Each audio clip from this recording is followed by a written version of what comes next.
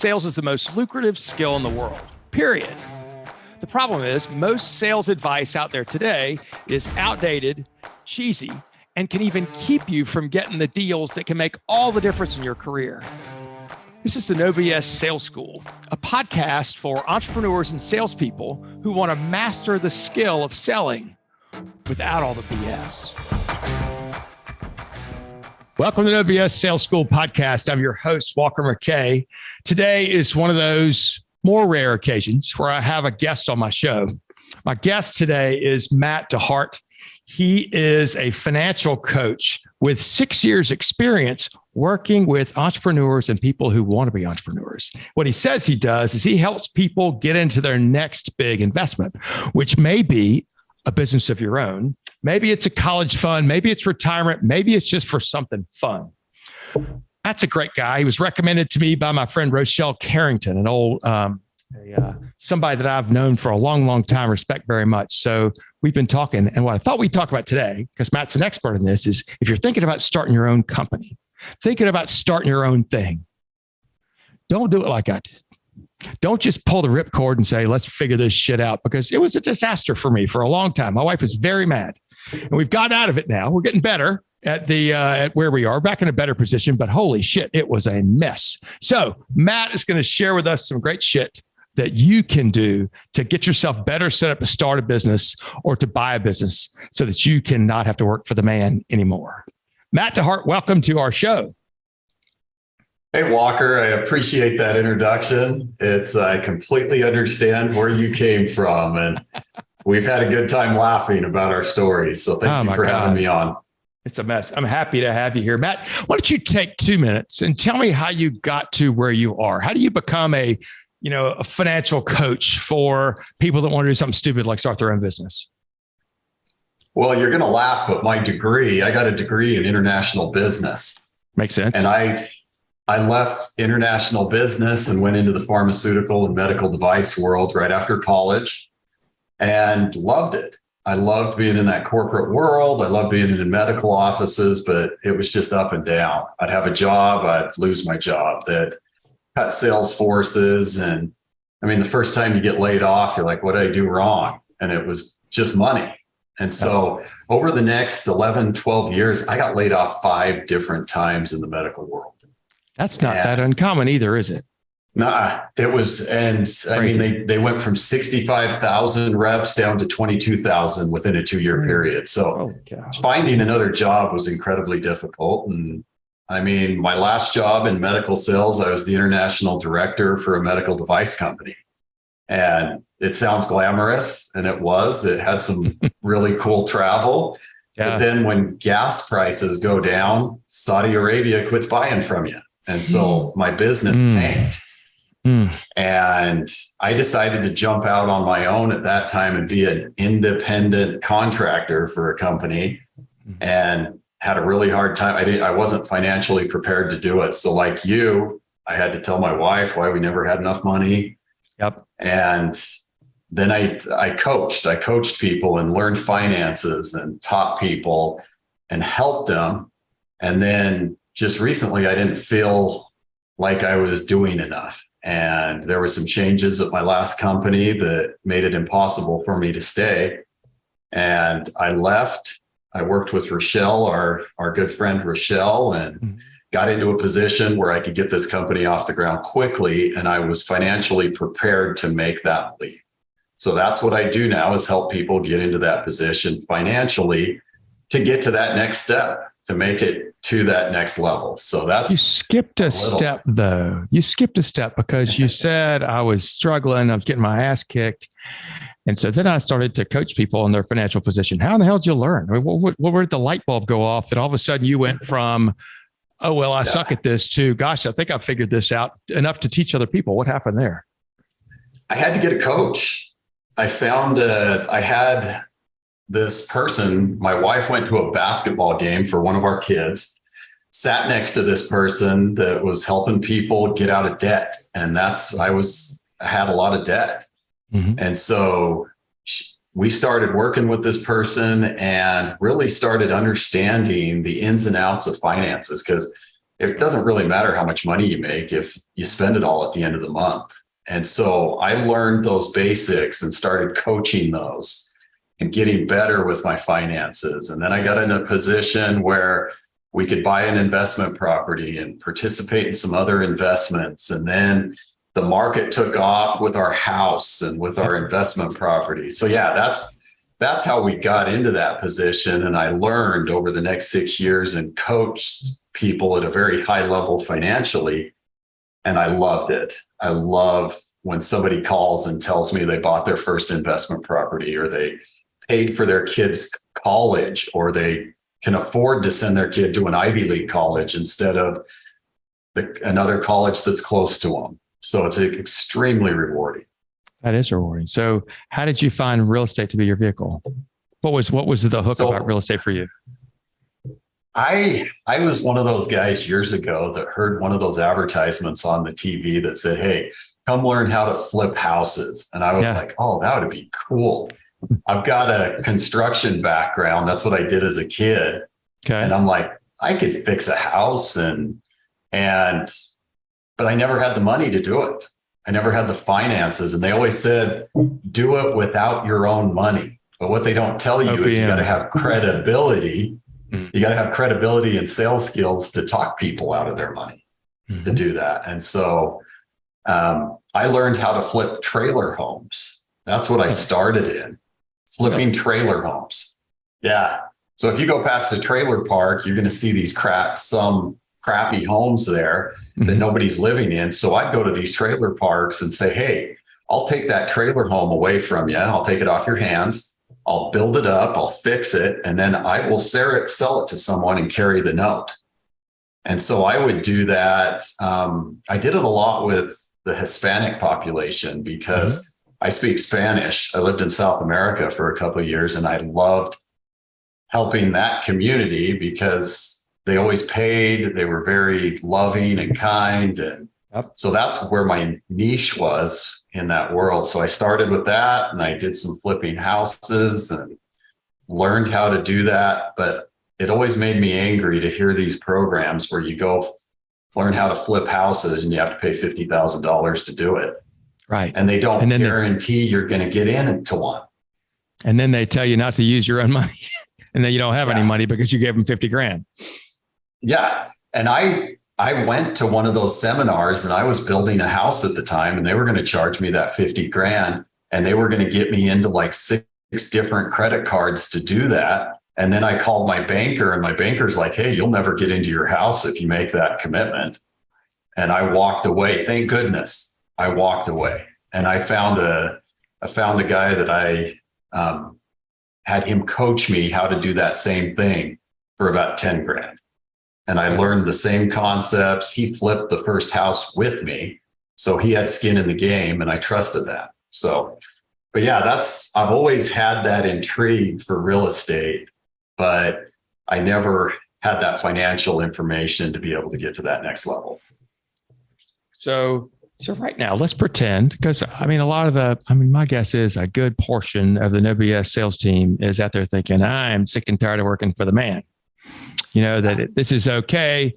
I call it Matt, if I talked about this, the 47-year-old problem, where a lot of people, 47 years old, you've been working about 25 years, and you look around, and you're working your ass off, and you look up and you go, oh shit. When I was 22 and I thought 25 years out, I never thought I'd be doing this bullshit, or I'd be working for somebody who's not as smart as me or not as whatever.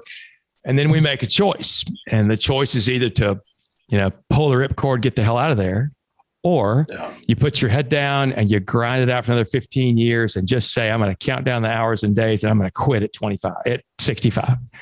And I, of course, made the pull the ripcord choice. And I think there's got to be a better way. And I think what you have come across is a better way. So tell me, let's talk about this. You've got somebody, let's pretend that they're making $300,000, $250,000, $250,000 a year. They've got their debt under control. And they say, Matt, I want to start my own business in 2 or 3 years. Yeah. How do you work with that guy? How do you help him? Is that enough time? Yeah. And I love hearing people like that, because like you, I tried pulling the baby ripcord and going out and being an independent contractor. So I had the backing from a company, and it sucked. I didn't make any money for those 3 years. Yep. And so I went back, took a corporate gig. So when somebody comes to me like that, I ask them, do they really want to make it 2 to 3 more years, or do they want to be out of there at the end of the year? Because usually the answer is the end of the year if they're serious. Yeah.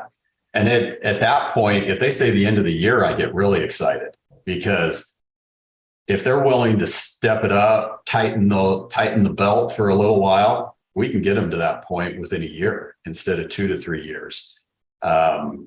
So what I do is I start looking at their finances. If you're making 250, 300, heck, even if you're making 90 grand to 100 grand, we can find some ways to get you into a position where you can make that leap.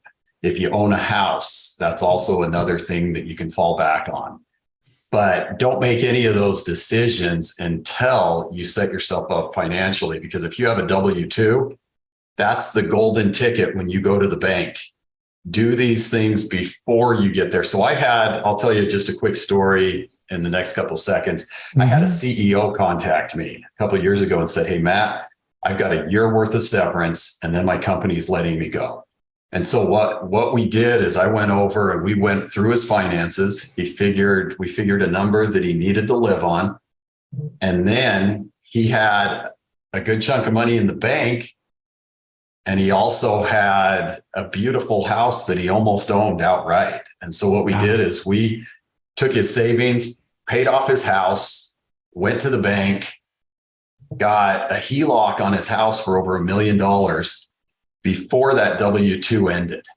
Mm-hmm. And then he had that money available to do whatever he needed. So he invested in what he wanted to. He invested in a couple of businesses, and he was able to weather that storm. But we had a year to prep for that before his W-2 disappeared. And so that's where I love helping people is I coach you through that process. I'm the one standing by your side, walking you through the banking system, walking you through how to get into that position. Where do you get the money? What do you do? Because if you've got the finances in place, it is so much less stressful to make that leap, because that's covered. Yeah. Now let's put together the business. That's what you guys are good at. Mm-hmm. Once you get the finances in place, it takes a lot of that stress off your shoulders. So to some people, it sounds to me like the business could be, are you steering people towards the real estate business? Is that part of it, or is real estate business background for this, or what? That's over the last 3 years, I've coached people into over 100 investment properties. I've coached school teachers all the way to multimillionaires. And I like real estate because it gives you a residual income. Mm-hmm. It makes it easier to retire, or it makes it easier. You could have a property that pays for your entire kid's college for the 4 years, or you could have a property that pays for all your travel for the full year. But that doesn't mean it's the only option. It may be jumping out and doing a business. I have a friend, she just jumped out and she started a powder coating business in Las Vegas. And it's exploding. That's what she invested in. And she's probably going to be able to sell it for millions of dollars in the next couple of years. And that was her big leap. So Did she know anything about powder coating before? Not at all. Not at all. But her husband and his brother had powder coated before, so they knew the business. She came in with the financial knowledge, and now they're doing extremely well.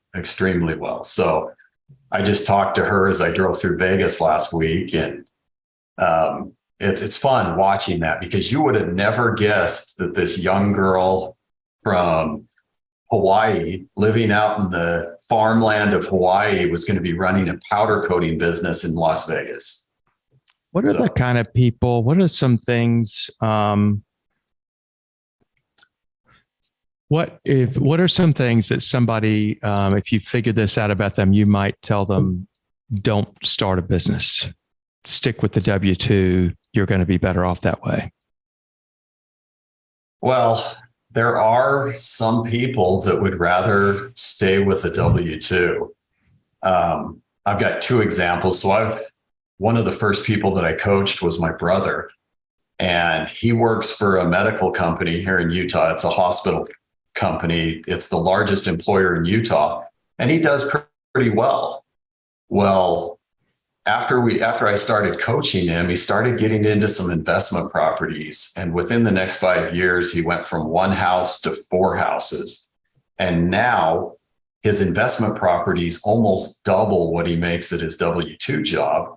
But he still works at the W-2 job, knowing that he could leave at any time. It gives them that flexibility to be able to leave and get out and do their own thing when they're ready. Mm-hmm. So I've also got a school teacher, a friend of mine out in Hawaii, and she bought 6 investment properties on a school teacher's salary. And now she decides she wants to stay a school teacher as long as she wants to. She doesn't have to decide to retire, or she has the option to do whatever she wants at that point. So some people may want to keep the W-2 and not jump out on their own, and give them the option that when they want to pull the trigger to get out, they can. But tell me something. I mean, Matt, for real now, school teacher's salary, what's that, 60, 80 grand? Something like that, roughly. Mm-hmm. And to get into 6 investment, how in the world do you find because if you're not living in it, these must be some of your secrets. So if you're not living in it, how the hell do you find 30% down payment on 6 investment properties unless they're $1,000 a piece?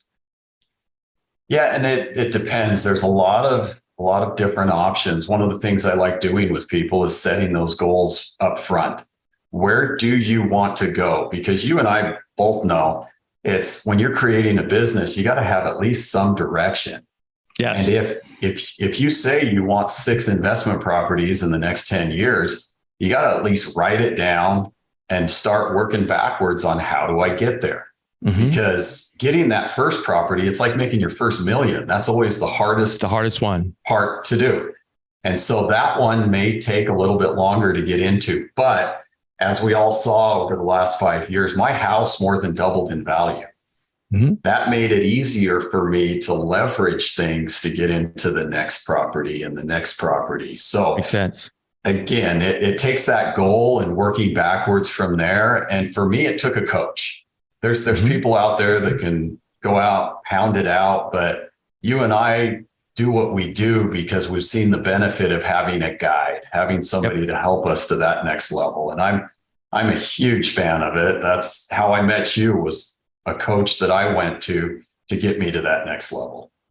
Yeah. I mean, I'm a big believer. People are so often surprised when they are, you've got a coach. And at one time I had 3 at the same time, which was too many. But I have 2 right now. Yeah, so I've got 2 for different areas of my business. Right. And and to me, I'd rather have somebody say, hey, here's a good idea, instead of me wondering and screwing. It usually costs me 4 times as much when I don't have an expert with me. There's that funny, the saying I talk about myself all the time. Whenever I think something's going to be simple, it just means I don't understand it. Yes. Right? It means I got no freaking idea and I'm about to get a really expensive lesson. So you mentioned something, Matt. You said, the real estate market's been so great in the last couple of years. My house has doubled in value, and that's cool. But right now people are complaining, shit, are we, is this the top? Have we overdone? Is everything too expensive? It's hard to find anything in the marketplace. I mean, how do you talk people through that? Well, and again, I give people the answer. It depends a lot, because it depends what your goals are. If you're going to get into real estate and keep it for a while, I mean, the best time to plant a shade tree was 30 years ago. Or the next today. Best time is today. That's right. And that's the same with real estate. If you keep real estate long enough, you're going to make money on it. So I bought a house in 2006 in Colorado. I needed to sell it in 2011. And I went from being 150,000 in the positive to being 50 grand in the negative. I did that about the same time frame. Same thing. It's not primary residence. Yeah. And it was horrible because I needed to move for a job. So I put my house on the market knowing I'm going to lose 30 to 50 grand on it. Well, I ended up doing an owner finance, and I owner financed it to somebody and carried that note for 3 years.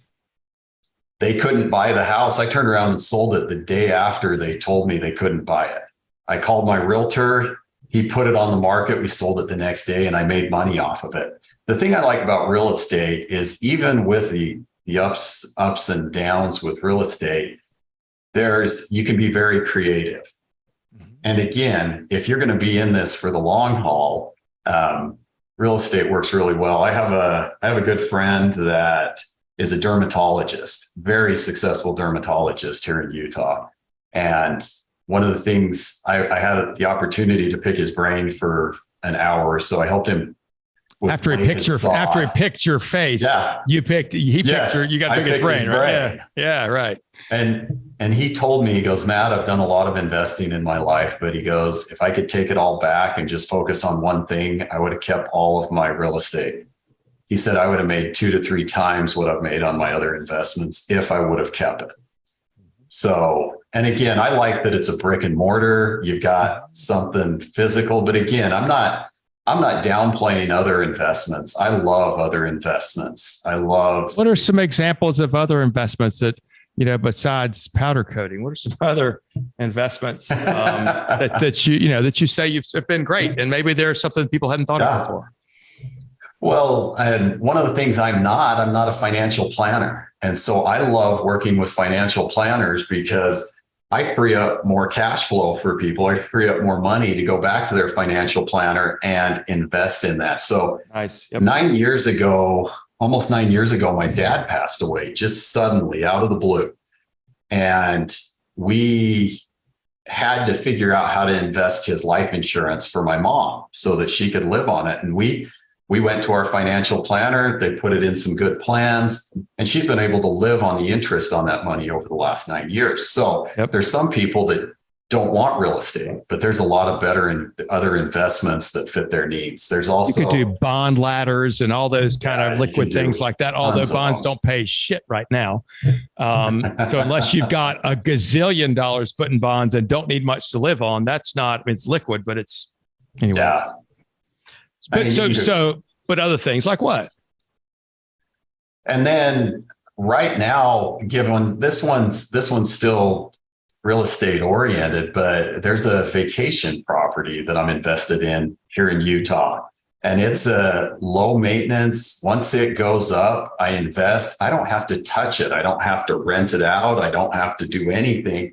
I just collect a paycheck at the end of the month for the profit margins on this place. So it's still being under construction, but that's one that we've got. Because somebody else manages, it'll be like Airbnb or something, and you just somebody else goes and does that. Yep, and it's a vacation company that manages that, and I do have an Airbnb. I have a property up in Salt Lake City, downtown Salt Lake City, 45 minutes away from 8 different ski resorts, and it's been one of my best investments. It's somebody just checked out yesterday. And the best part is you sit here at home, you pull up your Airbnb account and you're like, hey, look at that. I got a guy that cleans it for me. I manage the website, but it takes me maybe half hour a month to manage that and check pricing. And that's one that I like because I'm not a landlord. I don't feel like a landlord. I don't have to kick people out. They pay me up front. And so that's another one in the real estate realm. But again, there's a lot of businesses out there. I love small businesses. And I also. So do you work with business brokers and stuff like that too? Are they people that you would associate with or not really? Yeah. Depending. I mean, I'm not going to be sending them a lot of people. I'm not going to be this huge golden goose for them, but business brokers are good. Because I also my wife and we own 2 franchises of a magazine here in Utah. Wow. Okay. And this is what it looks like. It's a small local magazine that goes out, and all it is advertising for local businesses. And I get to help my wife with that because I like talking to people, but that didn't cost us very much to get into. And so I try diversifying because I want to see other options. I may find something down the road that I like much better than real estate. But so what are some mistakes that you see people make that you would want to warn them? If you could warn the OBS sales team about where people step on their crank and don't do things, they really screw something up. What is that? Well, a lot of times we do things out of urgency. You know what that's like. Again, sometimes urgency is the best way to do something, but also sometimes it can really hurt you. And so also prepare yourself when times are good. That's the best advice I could give. Be careful when you're in one of those valleys. When you're in a valley, you're reacting, you're more reactive than you're proactive. So a lot of times people will jump out and leverage everything right away. So what kind of a war chest, what kind of cash sitting around would you suggest somebody have so that they could be, I know it depends upon their situation, but percentage of income or that, what kind of percentage, what kind of thing would you suggest somebody have set aside before they jump out? Or if that's even a calculation you make. Yeah, well, it's a pretty simple calculation. I would look at your finances now, see what you spend monthly, and then see what you can live on. Cut that down because we know we're all living above what we could technically live on. Yep. And see what that number is and times it by 6, times it by 12. And then you want to look at the type of business that you're going to be doing. When I jumped out to do this business, I planned on at least 6 months, no income. Okay. And I mean, we lucked out. I mean, we were able to cover our expenses in month 2, which I loved, but I was planning on 6 months to a year without any income. And that's still okay to have that reserve set aside just in case. Yes. Just in case. But again, when you start making that money, that starts shrinking. You're closing that gap. You may be 10,000 in the negative the first month, which I was. I was that or more in the first month. But then the second month, I'm like, sweet, we can make our mortgage payment with this. We can do a lot of things. Isn't that a nicest feeling? Yeah. Yeah. And again, even if your group here, the No BS group, one recommendation I like to give people is put a home equity line of credit on your house. That's money, that's equity that you guys have right now if you own a house. And the good thing about that is that can help you if things get rough. Right now, if you were to lose your job and you didn't have that, the bank can come take your house the second you miss that mortgage payment. Yep. But if you have something like that in place, you can use all of that before the bank comes and takes your house. And you may be able to weather the next storm before that happens. That's great. Hey, can I tell you, Matt, a couple of things that I've learned talking to you today? Yeah. Number one, and this is not rocket science, but it's first of all, identify expenses and that your money you're going out the door right now and look at what's necessary versus what is nice to have, knowing that if your goal is to create additional income through buying a business, starting a business, or paying for college fund in the future, you can do it from your income right now. If you can just figure out where do I cut some things away that are nice to have, but I don't have to have them and set that aside, and then you can move forward. So that was one. Number two, I learned, and again, I knew that, but that was a good reminder. And number two was you're looking at real estate with the creativity part, right? There can be owner financing. There can be, if you owner finance, they don't pay, you can take the thing back and then sell it. You can create lease to own options. You do all kinds of stuff. And then you can also, as you know, refinance those things and take out cash tax-free if you choose to do so. Anyway, those are great things. Matt, how would somebody get in touch with you if they wanted to know more about your program and how they could work with you? The best way, you can email me. My email address is Matt, MATT, at highlinefinancialcoaching.com. It's HIGHLINE financialcoaching.com. And we'll have that in the show notes. If you guys want to go talk to Matt, I highly recommend. He's a great guy, straight shooter, and was recommended by a very dear friend of mine whom I trust implicitly. So if you want that kind of help, please reach out to Matt. Would love to hear the kind of results that you're getting as well. No BS sales team. If you like this podcast, you like what you've heard, how about share this with somebody else that needs to hear it? I bet there are a lot of people that you talk to that said, I hate my job. I'm ready to go do something else, or I'm ready to get done with this sooner. I'm ready to do my own thing. share with them, may get some ideas from this. Maybe they reach out to Matt.